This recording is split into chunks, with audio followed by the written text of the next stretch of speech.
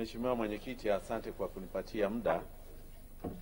Mwenyekiti, nadhani mawazo yaliyotolewa na mwenzangu aliyetangulia ni mawazo muhimu kweli kweli. Hakuna taifa ambalo litaenda mbele bila kuwekeza kwenye science. Kwa hiyo mimi nianze mchango wangu niseme hivi. Tunapiga kura Jumanne ya wiki ijayo, sio ya kesho. Na kwa niaba ya wakazi wa jimbo la Msoma vijijini, nataka niwaeleze mimi hii budget nitaipigia kura ya ndio Jumanne, kwa sababu ni kwamba miradi jimboni mwangu na mkoa wa Mara inatekelezwa vizuri kweli kweli. Kwa mfano, hii budget ikipitishwa na tukaanza kuitekeleza tarehe 1 mwezi wa 7, Msoma vijijini tutakuwa tumebakiza vitongoji 50 kati ya vitongoji 374 kufungiwa umeme. Vile vile nilimwomba Mheshimiwa Rais alivyokuja Msoma vijijini miradi miwili, barabara na mradi mkubwa wa umwagiliaji. Natoa shukurani kwa Mheshimiwa Rais, miradi hiyo imepatikana na inatekelezwa. Kwa hiyo ombi langu ni kwamba wale wataalamu wa TANROADS na tume ya umwagiliaji tumekubaliana kwamba mwezi wa 6 wanawakabidhi wakandarasi, na kweli naona wanafanya majadiliano. Kwa hiyo wakabidhi mwezi wa 6 wakandarasi. Sisi Msoma vijijini tunaunga hii bajeti mkono kwa nguvu sana. Sasa nije kwenye mchango ambao ni mpana zaidi. Mipango, uwekezaji na bajeti. Na ndugu yangu aliyeanza kuongea tulikuwa tujasemezana, kwa kuwa muda huwa ni mfupi, mimi nimeanza na mapendekezo mawili. Na naomba mwenyekiti yachukuliwe kwa uzito. Pendekezo langu la kwanza, nimeanzia mwisho baadaye nitarudi huko, ni kwamba tuwekeze zaidi kwenye elimu na taasisi za elimu, na hasa science, teknolojia na innovation. Na nimekuja na hesabu. Hizi hesabu sio za kufikirika tu. Tutumie 2% mpaka 3% ya GDP yetu tuwekeze kwenye elimu na taasisi zake zote, na uzito mwingi kwenye elimu ya science. Na hii ni kwa sababu sisi Tanzania tumefanya kazi kwa karibu sana na Norway. Tumeenda kujifunza mambo mengi Norway. Wenyewe wanawekeza 6.6% ya GDP yao kwenye elimu na taasisi zake.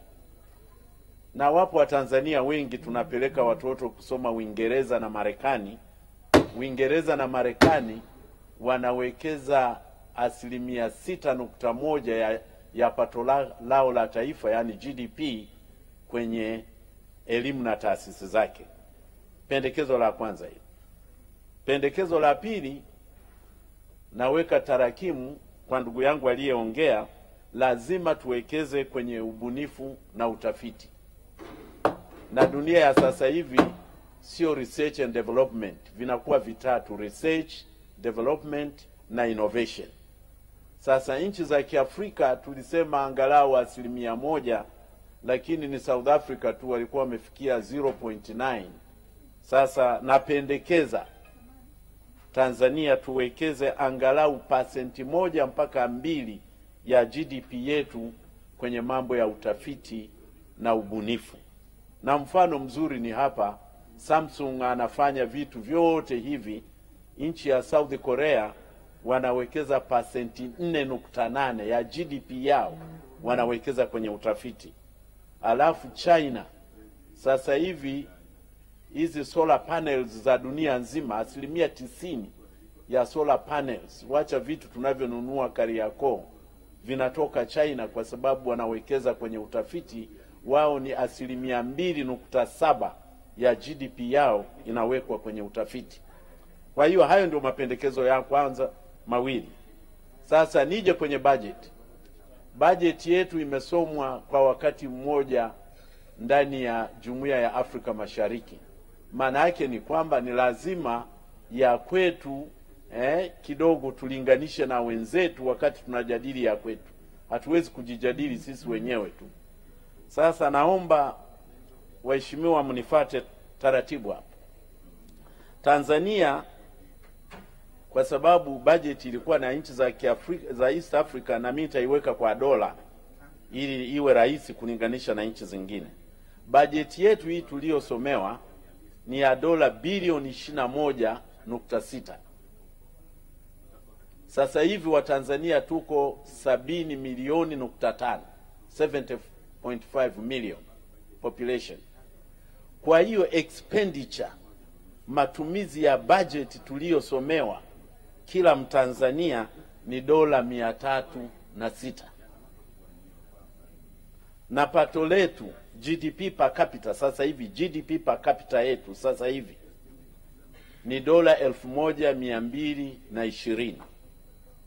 Na kuna kipimo kingine cha maendeleo ambacho hatukitumii sana. Naomba mawaziri wawili muwe mnakiweka, msiwe mnakisahau. Najua mnacho, muwe mnakisahau. Hii ni HDI, Human Development Index. Hiki GDP per capita ni ya World Bank na IMF. Tunaipenda sana. Lakini kuna ya UNDP ambayo ni nzuri zaidi, nayo inaitwa Human Development Index.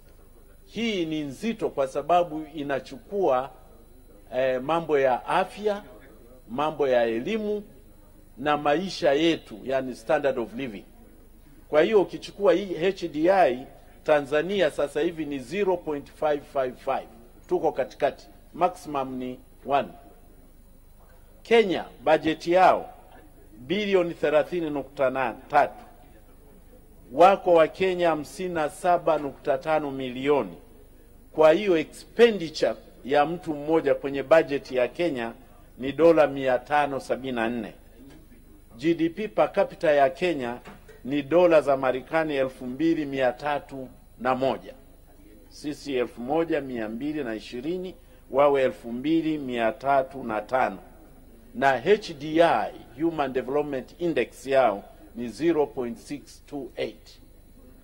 Uganda wamesoma bajeti yao ni bilioni 20.1. Population ya Uganda ni watu milioni 51.4. Kwa hiyo expenditure ya budget yao kwa kila Mganda ni dola za Marekani 391. GDP per capita yao ni dola 997 na HDI yao ni 0.582. Na malizia na Rwanda. Budget yao ni bilioni 4.9. Wa Rwanda wako milioni 14.6.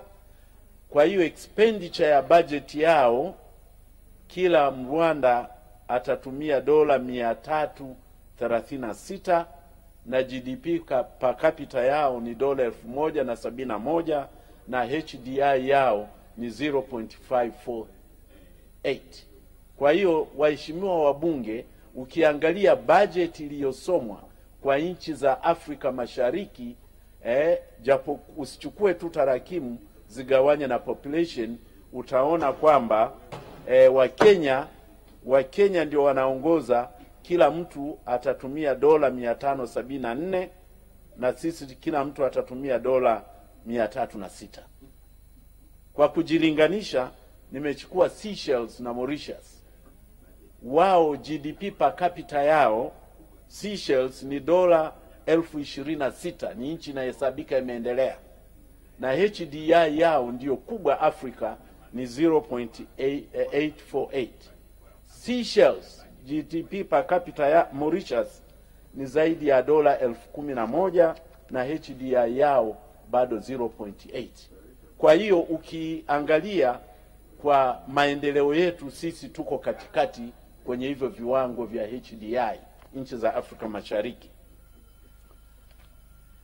Uchumi wetu, nakuja sasa kwenye mambo ya uchumi, toka mwaka 2000 mpaka sasa hivi 25, kwa miaka 25 uchumi wetu umekuwa kati ya 5% mpaka 7%. Mwaka mmoja tu 2011 uchumi ulifika 7.5%. Na ndugu zangu wataalamu wote wa uchumi duniani kote wanasema ukitaka kuondoa umaskini uchumi uende kwa 8, 10 na zaidi. Halafu reserve ya dhahabu ni muhimu sana. Nashukuru na mwenyekiti wa kamati ameisoma, ambayo hesabu yetu inayojulikana huko duniani tuna reserve ya tani 3.7.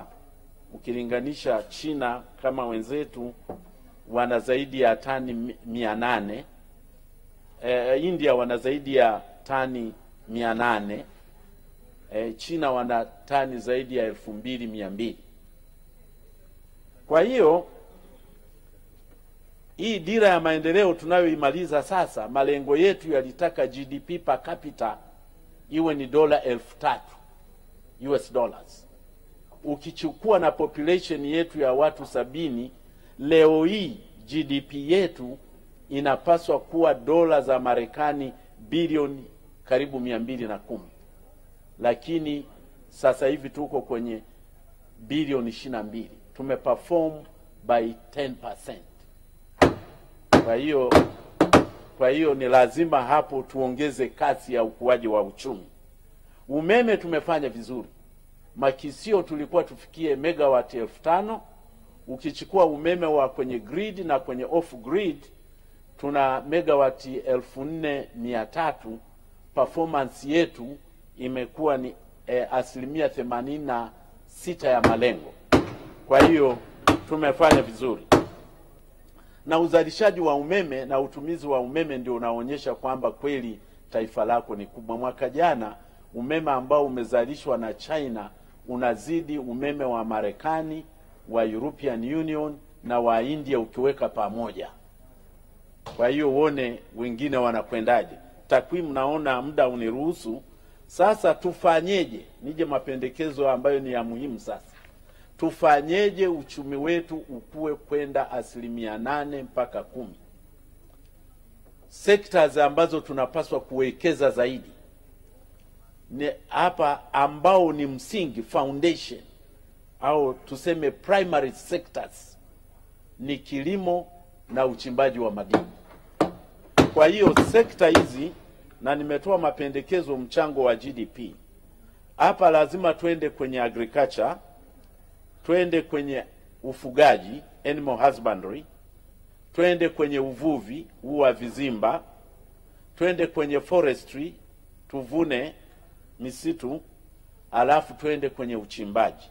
Kwa hiyo hizi agriculture, animal husbandry, fisheries, forestry, mining, hiyo ndio uwe uti wa mgongo wa ukuaji wa uchumi wetu, na tuwekeze hapo uchumi ukue kwa tupate mchango wa 55%, 55% of our GDP itoke huko.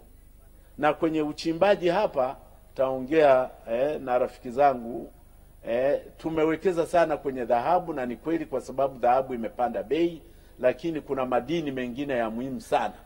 Kwa mfano sasa hivi ounce moja ya dhahabu ni karibu $3,500, lakini kuna madini ambayo hatuyajui yanaitwa rhodium, ambayo yako kwenye $3,000 karibu na 800. Na hii rhodium inaweza kupatikana kwenye leseni tulizozitoa hizo. Sijui kama waliotoa leseni wanajua hayo madini yamo, sijui. Wengine watakao kuongeza kingine kwenye pato letu la taifa, lazima twende kwenye huduma, services. Hiyo inakuwa ni secondary sectors. Services hapa namaanisha utalii, biashara, yani finance, mambo ya benki, mambo ya afya, mambo ya elimu, na water and electricity supply. Hizi za huduma hizi, namalizia karibu mwenyekiti, nimejipanga kuendana na muda wako. Hawa wachangie 30%. Hizi services 30% of our GDP, na mchango wa mwisho utatoka kwenye viwanda, industrial sector, yani manufacturing na construction, ituchangie 15% ya GDP yetu. Na hivi nimevichukua baada ya kuangalia uchumi wa nchi mbili ambazo zimefanya vizuri, ambazo ni China na India. Kutoka mwaka 2010 China imempita Marekani kwenye mambo ya manufacturing kwa mbali sana. Kwa hiyo na sisi hizi sekta nimezicheki kwenye nchi zote zilizofanya vizuri, sectors ni hivi, na huo ndio utakuwa mchango wa GDP. Na soko lipo, kwa sababu dira yetu ya maendeleo inatupeleka mpaka 2050. Tukifika 50 mwaka 2050, kuna soko duniani tutakuwa watu bilioni 10, na soko la Afrika lipo, tutakuwa watu zaidi ya bilioni 2.5. Kwa hiyo mwenyekiti, pendekezo langu ni hilo, uchumi ukue kwa zaidi ya 8%, na hizi sectors tatu hizi, primary sectors, secondary sectors na hizi tertiary sectors, ndiko tuwekeze, na tutaweza kupunguza umaskini kwa kasi kubwa. Asante sana.